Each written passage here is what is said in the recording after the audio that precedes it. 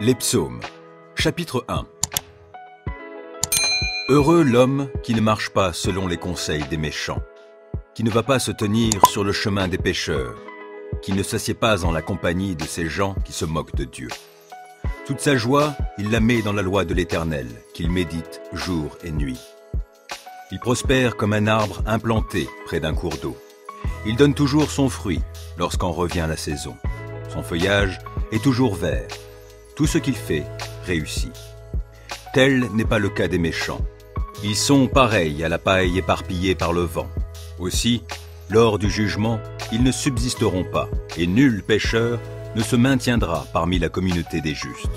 Oui, car l'Éternel prend en compte la voie suivie par les justes, mais le sentier des méchants les mène à la ruine. Psaume 2. Pourquoi tant d'effervescence parmi les nations? Et pourquoi les peuples trament-ils ces complots inutiles? Pourquoi les rois de la terre se sont-ils tous soulevés et les grands conspirent-ils ensemble contre l'Éternel et contre l'homme qui a reçu l'onction de sa part? Ils s'écrient, faisons sauter tous leurs liens et jetons au loin leurs chaînes. Mais il rit, celui qui siège sur son trône dans les cieux. Le Seigneur se moque d'eux. Dans sa colère, il leur parle. Dans sa fureur, il les épouvante en leur tenant ce discours.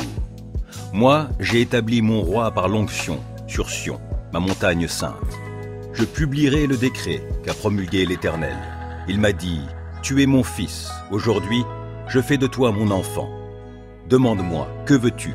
Je te donne en patrimoine tous les peuples de la terre, et le monde, jusqu'en ses confins lointains, sera ta propriété. Avec un sceptre de fer, tu les soumettras, comme des vases d'argile, tu les briseras. C'est pourquoi, rois de la terre, montrez-vous intelligents. Vous qui exercez le gouvernement en ce monde, laissez-vous donc avertir.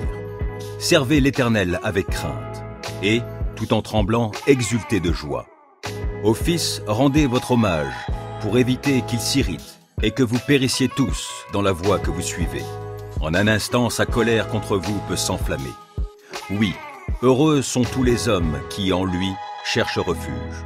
Psaume 3. Ô Éternel, mes ennemis sont si nombreux. Oui, si nombreux mes adversaires qui se sont dressés contre moi. Et si nombreux ceux qui prétendent qu'il n'y a plus aucun secours pour moi auprès de Dieu. Pourtant, ô Éternel, tu es pour moi un bouclier qui me protège. Ô toi, ma gloire, tu me feras marcher encore la tête haute. À haute voix, je crie vers l'Éternel. De sa montagne sainte, mon Dieu m'exaucera. Quand je me couche, je m'endors. Je me réveille car l'Éternel est mon soutien. Je ne craindrai donc pas ces multitudes qui sont postées autour de moi. Éternel, lève-toi. Au secours, mon Dieu, sauve-moi. Tu gifles tous mes ennemis. Tu casses les dents aux méchants. De l'Éternel vient le salut.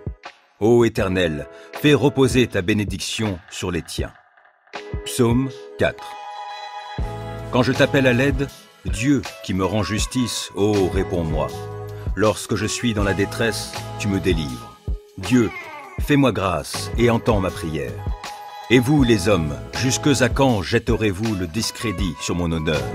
Jusque à quand vous plairez-vous à poursuivre le vent et le mensonge? Sachez-le bien, l'Éternel s'est choisi un homme qui lui est fidèle, et il m'entend quand je l'appelle. Mettez-vous en colère, mais n'allez pas jusqu'à pécher. Réfléchissez sur votre lit, puis taisez-vous. Offrez des sacrifices conformes à la loi, et confiez-vous en l'Éternel. Ils sont nombreux, ceux qui demandent. Qui donc nous apportera le bonheur? Ô Éternel, porte sur nous un regard favorable, que notre vie en soit illuminée. Tu mets dans mon cœur de la joie, plus qu'ils n'en ont quand leurs moissons abondent, quand leur vin nouveau coule. Dans la paix, je me couche et m'endors aussitôt.